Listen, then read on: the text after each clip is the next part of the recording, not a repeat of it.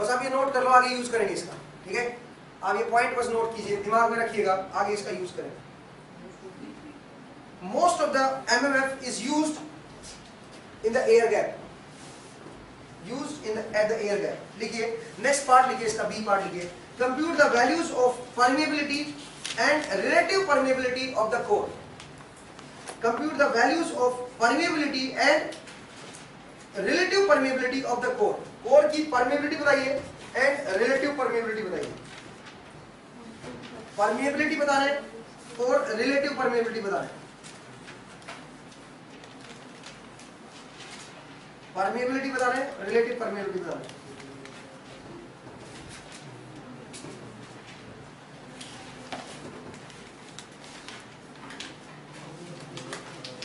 हाँ बड़ा आसान है। तो म्यू सी तो सीधा सीधा निकल आएगा, mu C is BC by H C, ठीक है, BC by H C. H C आपको पता है, दे रखा है ग्राफ से पता चल गया। एच सी आपको पता है, बीसी आपको पता है, तो म्यू सी आपको पता चल जाएगा। म्यू सी कितना आएगा बताओ जरा, 1.57 into 10 और -3। ये तो उसकी परमेबिलिटी है, बट अब रिलेटिव परमेबिलिटी बताइए, डिवाइड बाय क्या कर दो भाई। Mu C is equal to क्या होता है, mu C is equal to mu nought into mu R. Mu nought की वैल्यू अपने को पता है, म्यू आर निकालो, आसान है। तो चलिए अगला बढ़े। तो मैंने 3 क्वेश्चन कराए, 3 कौन से हो गए हैं जी? हाँ जी, कितना आया ये बताओ जरा। Relative 1250, 1250 relative permeabilities. इसका मतलब जो कोर है वो जरा देखो, एयर से कितने टाइम्स हायर है, एयर की रिलेटिव परमेबिलिटी 1 होती है और इसकी कितनी आई 1250। इसका मतलब 1200 तकरीबन 1250 टाइम्स ज्यादा होती है आयरन कास्ट स्टील की परमेबिलिटी। ये प्रैक्टिकल क्वेश्चन है असल में, ये कोई ऐसा नहीं है कि बना दिया गया क्वेश्चन है, ठीक है। ये प्रैक्टिकल क्वेश्चन है, जो डेटा लिए गए हैं उनसे उठाया गया क्वेश्चन, ठीक है। केस स्टडी का क्वेश्चन है एक तरह से, आप ऐसे कह सकते हैं, ठीक है। तो इससे मैंने स्टडी किया है इन सब चीजों को। नेक्स्ट जरा देखिए, अगला पढ़ते हैं। और एक इसमें 3 क्वेश्चन हो गए मेरे, यहाँ से मुझे क्या क्या पता चला, देखो क्या क्या कंसेप्ट क्लियर हुए। में हमें पहला कंसेप्ट ये क्लियर हुआ कि जो भी टोटल एमएमएफ आता है, अगर एयर गैप है तो उस एमएमएफ का करीबन 95% इवन उससे भी ज्यादा कहाँ पे यूज होता है, एयर गैप में फ्लक्स को मेंटेन करने के लिए यूज होता है, ठीक है। मैक्सिमम एमएमएफ वहां पे यूज होता है एयर गैप में। दूसरा और एक और चीज क्या देखी, अगर मैं एयर गैप को 0 कर दूं for the same flux density, मुझे सेम फ्लक्स उतना ही पैदा करना है अभी भी। एक बार एयर गैप है और एक बार एयर गैप नहीं है, तो एक बार जब एयर गैप नहीं है उस केस में सेम फ्लक्स पैदा करने के लिए मुझे जब करंट चाहिए वो क्या होगा, वो बहुत कम होगा, ठीक है।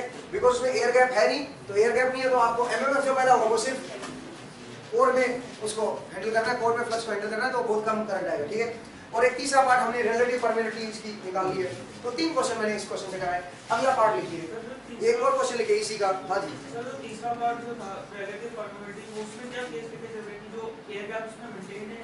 नहीं, उसमें तो क्वेश्चन ही ये है कि कोर की रिलेटिव परमेबिलिटी बतानी, कोर की। तो कोर का तो एचसी दे रखा आपको, बीसी आपको दे रखा है, तो म्यूसी आ जाएगा कोर का, एचसी आ गया, बीसी दे रखा, बीसी 0.8, ठीक है, बीसी दे रखा है, यहाँ पे 0.8 है और एचसी दे रखा है। तो आप क्या करो, आप यहाँ से ये निकाल लो म्यूसी, म्यू बताओ, म्यूसी क्या आएगा, बीसी अपॉन एच, बीसी को म्यू एच नहीं होता, तो म्यूसी आ जाएगा बीसी अपॉन एचसी। बीसी पता है, एचसी पता है, म्यूसी आ गया। और म्यूसी क्या होता है, mu nought into mu R. अब म्यू नॉट अपने को पता है, म्यू आर आ जाएगा, कोर का रिलेटिव परमेबिलिटी आ जाएगी। और वो एयर से कितने टाइम्स है, 1250 तकरीबन, ठीक है। अगला पार्ट लिखिए इसी क्वेश्चन का। If the current in the coil is 4 ampere, when each air gap length is 1 mm, if the current in the coil is 4 ampere, अगर मैं coil का करंट 4 ampere कर दूं and each gap length is 1 mm, अगर coil में current 4 ampere कर दूं और gap length 1 mm कर दूं, नंबर ऑफ टर्न्स 500 है, लेकिन इस बार B नहीं दे रखा है, ठीक है। लिखिए, if the coil current is 4 ampere and each gap length is 1 mm, find the flux density in the air gap. Air gap में फ्लक्स डेंसिटी बता देंगे, या फिर कोर में बता दो फ्लक्स डेंसिटी, एक ही बात है ना, वो तो कोर में भी उतनी आएगी, एयर गैप में भी उतनी आएगी। तो आप बताइए एयर गैप में, अब मैंने यहाँ देखो 1 mm कर दिया और करंट कितना है 4 एम्पियर कर दिया, तो आप बताओ फ्लक्स डेंसिटी कितनी यूज होगी, फ्लक्स डेंसिटी कितनी यूज होगी, आप बताइए। कितनी फ्लक्स डेंसिटी यूज होगी, ध्यान से करना, ध्यान से करना।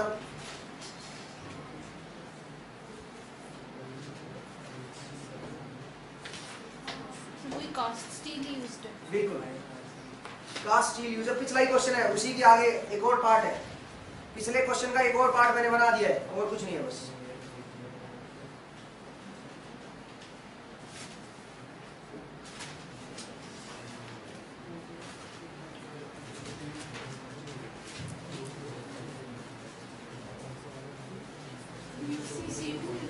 है जी, म्यूसी म्यूसी तो कास्ट स्टील है तो सेम रहेगा वो, म्यूसी तो सेम है, कास्ट स्टील है भाई।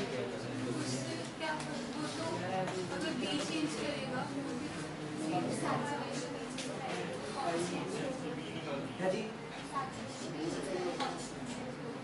सैचुरेशन क्या कह रहे हो? हाँ सेम रहेगा, बिल्कुल म्यूसी सेम रहेगा, लेकिन म्यूसी की हेल्प से कुछ होगा नहीं, कुछ कर नहीं पाओगे उससे। ले लो म्यूसी ले लो। सोचो जरा, ये बढ़िया क्वेश्चन है भाई, बहुत बढ़िया क्वेश्चन है ये, ध्यान से करना। है जी,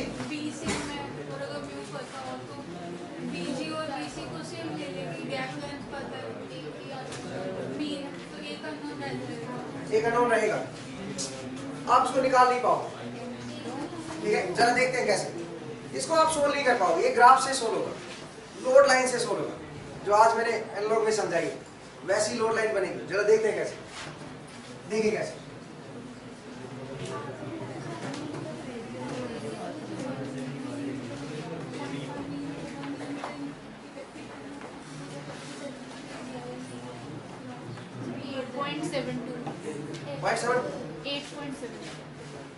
क्या है 8.7 एयर गैप, सर बी जो आ रहा था फ्लक्स गलत है। देखते हैं 8.7 तो बहुत ज्यादा हाई हो जाएगी, 8.7 0.8 यहाँ पे है, 8.7 तो आप देखो कहाँ पे चली जाएगी, तो पहुंच नहीं पाएगा कभी तक बात, ठीक है। इतना भी तो बहुत ही मुश्किल है, ठीक है। जरा देखिए इसको कैसे सोल्व करें। देखो यहाँ पे देखा N500 है, I4 है, तो इसका मतलब मैं लिख सकता हूँ N into I is equal to, N into I is equal to क्या आएगा, HC into LC plus HG/LC, ठीक है। अब N into I is equal to, N into I कितना है 500 इंटू 4 कितना आ गया, इज इक्वल टू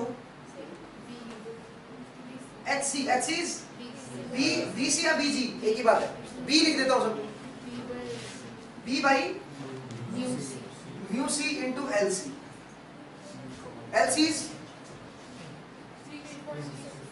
कितना है 360 इंटू 10⁻³ और म्यू सी कितना है बताओ 4 pi into 10⁻⁷ mu nought into 1250, mu C mu nought into mu R ना, प्लस HG कितना है B by mu nought is 4 pi -7 into LC कितना है 2 इंटू 10⁻³ बिकॉज़ अगर वो सैचुरेशन में चला गया, एयर गैप लेंथ कम हो गया, करंट ऑलमोस्ट सेम है, 4.2 से 4 एम्पीयर की टर्न सेम है। बिल्कुल सही कह रहे हैं। सुनिए भाई एक बार सुनो, ये फॉर्मूला ये आज सही किया है क्या मैंने, बताओ क्या मैंने सही किया है, क्वेश्चन ये देखा जाए तो देखने तो लग रहा है सही है। N इंटू आई यहाँ से B निकालोगे कितना है 8 पॉइंट समथिंग हो जाएगा, आपने निकाला होगा कितना है 8.6। देखो अगर इस फॉर्मूले से निकालूं मैं B, सुनो भाई बड़ा आसान था यार कंसेप्ट, मुझे B निकालना था तो मैंने क्या किया, मैं जानता हूं total NI is equal to HC into LC plus HG into LC। फिर यहाँ पे कोर में कितना MMF यूज हुआ है और कितना एयर गैप में यूज हुआ है वो दोनों लिख दिए। अब यहाँ पे N इंटू आई तो 500 ये 4 ये 500 इंटू 4 कर दिया, ठीक है। और फिर यहाँ पे HC इंटू LC, HC की जगह पे B divide by mu C कर दिया, म्यू सी कितना है बताओ 4 इंटू 10⁻⁷ इंटू 1250 अभी तो निकाला म्यू आर, और इंटू में दिस LC कर दिया प्लस Hg क्या आएगा, Hg is B divide by mu not, air का है ना ये तो B बाई म्यू नॉट, और ये कर दिया यहाँ तो B आ जाएगा, B इज 8.2 कितना था B 8.72 1 पॉइंट कितना है 1 पॉइंट कितना है 1.09 भी गलत है 1.9 तकरीबन 2 आ रहा है, ठीक है हाँ तकरीबन 2 आ रहा है, गलत है तकरीबन 2 आ रहा है, 20 तकरीबन 2 आ गया, near about 2, answer is no. क्यों भाई, इसमें क्या गलती कर दी हमने? सुनिए, अगर B2 आएगा, अगर B2 आएगा तो कास्ट आयरन का ग्राफ देखिए, जो ग्राफ दे रखा है ऑलरेडी क्वेश्चन में दे रखा ग्राफ, ये तकरीबन दे रखा है 1.5 के अराउंड, ठीक है 1.5 के अराउंड दे रखा है जहां पे सैचुरेट हो रहा है, ठीक है। इसका मतलब B तो आपने कितना निकाला है 1.9, तो 1.9 B कहां होना चाहिए, थोड़ा और ऊपर। इसका मतलब ये तो पूरी तरह हाईली सैचुरेट हो रखा है।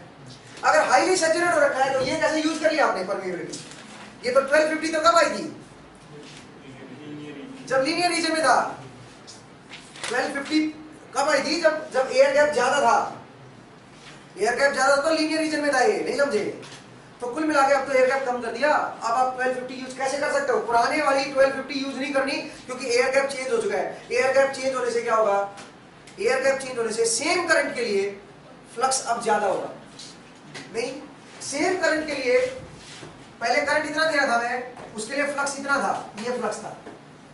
अब सेम करंट के लिए, क्योंकि एयर गैप कम हो चुका है, सेम करंट के लिए फ्लक्स क्या होगा, ज्यादा होगा। मतलब कि हाइट बढ़ गई, ज्यादा फ्लक्स देगा, मतलब क्या हो जाएगा, सैचुरेट हो जाएगा। सैचुरेट हो जाएगा तो बी जो है वो जो म्यू आर है उतना का उतना नहीं रहेगा। समझे क्या मेरा पॉइंट, ठीक है। Because permeability depends on flux density, अभी तो लिखवाया था मैंने। परमिएबिलिटी जो होती है, स्लोप जो होता है वो किस पे डिपेंड करता है, फ्लक्स डेंसिटी पे। अब फ्लक्स डेंसिटी आपकी 1.9 आंसर है, तो फ्लक्स अगर 1.9 है तो परमिएबिलिटी क्या होनी चाहिए, 0।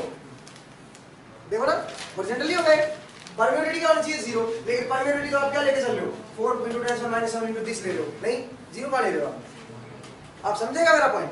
गलती क्या की आपने, गलती यहाँ पे कर, ये गलत कर, इसलिए गलत आया। फिर क्या करें, कोर लेंथ मैंने कम कर दी ना, नहीं वो तो ठीक है, वो सेम है, कोर का तो ठीक है, मैंने एयर गैप को कम कर दिया। अब एयर गैप करने से आप जो पुरानी वाली रिलेटिव परमिएबिलिटी ले रहे थे वो नहीं लेनी है, नहीं समझे। अब कोर आपकी में भी मटेरियल आपका वो चेंज होगा, ठीक है, आप चीजें बदलेंगी, इस फॉर्मूले से नहीं कर सकते। लेकिन ये तो एक और इंटरेस्टिंग पॉइंट है, एक और कंफ्यूजन है, क्या यार ये तो कोर है ना, कोर की परमिएबिलिटी है तो कोर की परमिएबिलिटी कैसे चेंज होगी, कोर तो वही की वही है और उसकी परमिएबिलिटी चेंज होगी, अजीब सा नहीं लगता आपको। कोर तो वैसे वही की वही है, उसकी परमिएबिलिटी चेंज होगी because of flux density, because of flux density. Flux density की वजह से परमिएबिलिटी चेंज होती है, ठीक है। कोर की फ्लक्स डेंसिटी चेंज हो गई है तो इस वजह से 1250 नहीं आएगी अब रिलेटिव परमिएबिलिटी, ये गड़बड़ कर दिया, रिलेटिव परमिएबिलिटी अलग होगी अब, ठीक है। अब वो निकाले कैसे, क्वेश्चन अब ये है। तो उसको करने के लिए हम नहीं कर सकते जब तक हमें इसके बीच कुछ ग्राफ की एक लोड लाइन ड्रॉ करनी पड़ेगी और उससे आएगा, ठीक है। तो मैं उसको एक बार डिले कर रहा हूँ, एक आधा पेज खाली छोड़ दीजिए, ठीक है, वो बाद में देखेंगे, मैं आपको अलग से समझाऊंगा, ये गलती से लिखवा दिया। लेकिन ये जस्ट ये बताने के लिए बताया मैंने कि आप वही चीज आगे यूज ना करें, ठीक है। अगर आपकी लेंथ क्या हो जाए, कम हो जाए, तो सेम वही फैक्टर यूज नहीं करेंगे, बिकॉज परमिएबिलिटी चेंज होगी, रिलेटिव परमिएबिलिटी चेंज होगी, ठीक है। तो ये गलती नहीं करनी है, लेंथ चेंज होगी तो चीजें चेंज होंगी और ज्यादा चेंज रहेगी, ठीक है। समझ आया आपको।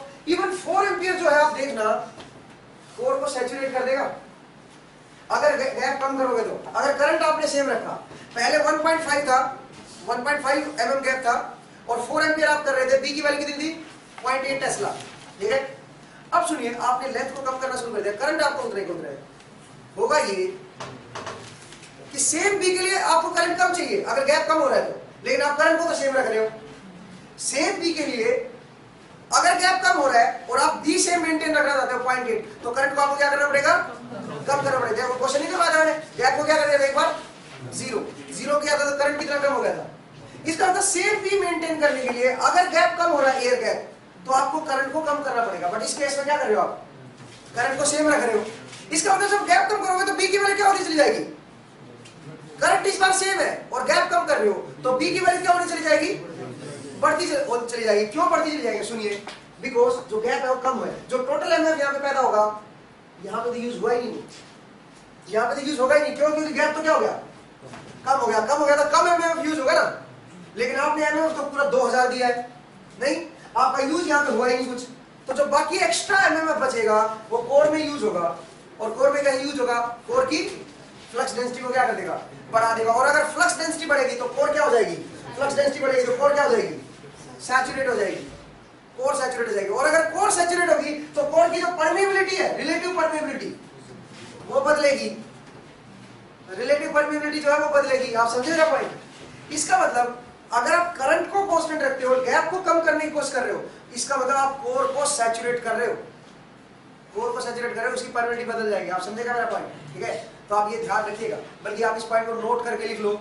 इसका सोल्व नहीं करेंगे इस क्वेश्चन को अभी, बट इस क्वेश्चन का एक अलग पर्पस था, आप लिखिए, if we maintain the same current, if we maintain the same current to get a flux density B at a particular gap length, air gap length.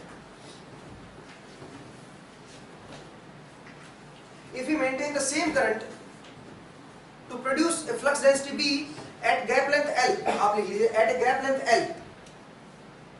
If we maintain the current, same current to produce density B at a length L, and now if we decrease L, keeping current constant, we are actually saturating the core. The flux density in the core will rise. आप समझ गए ना, अपनी भाषा में लिख लो। The flux density of the core will rise and the core will saturate soon. Core will saturate soon. core आपकी saturate हो जाएगा अगर आपने करंट को सेम रखा तो। मतलब जरा देखो, दो चीजें पढ़ी हमने अभी यहाँ पे। दो चीजें क्या पढ़ी, अगर आप बी को सेम रखना चाहते हो और लेंथ, एयर गैप लेंथ कम कर रहे हो, बी को सेम रखना तो करंट को क्या करना पड़ेगा, कम करना पड़ेगा। लेकिन अगर करंट को सेम रखते हो और एयर गैप लेंथ कम कर रहे हो तो क्या होगा, बी क्या हो जाएगी, फिर बी इंक्रीज हो जाएगी, मतलब कोर क्या हो जाएगी, सैचुरेट हो जाएगी, कोर सैचुरेशन की तरफ बढ़ेगी। और परमेबिलिटी, रिलेटिव परमेबिलिटी और परमेबिलिटी ऑफ कोर, वो तो ऑब्वियस है, चेंज होनी है, क्योंकि स्लोप जब सैचुरेट होगा तो स्लोप चेंज होगा ना। समझेगा मेरा पॉइंट, क्लियर है। आगे बढ़े या ब्रेक ले, कुछ ज्यादा हाई फाई पढ़ लिया क्या है, मुश्किल पढ़ा, चलिए कोई बात नहीं, थोड़ी चीजें मुश्किल भी पढ़नी चाहिए, ठीक है। लेकिन ये चीजें आगे सारी यूज होंगी, इनको हम कम से कम 50 बार पढ़ेंगे, आप बोर हो जाओगे, ठीक है। यही चीज हम बार बार पढ़ेंगे, आप बोलोगे सर समझ आ गया, ठीक है। तो अभी शुरुआत है मशीन, ठीक है, चलिए है जी। हाँ, 1 घंटे का ब्रेक है।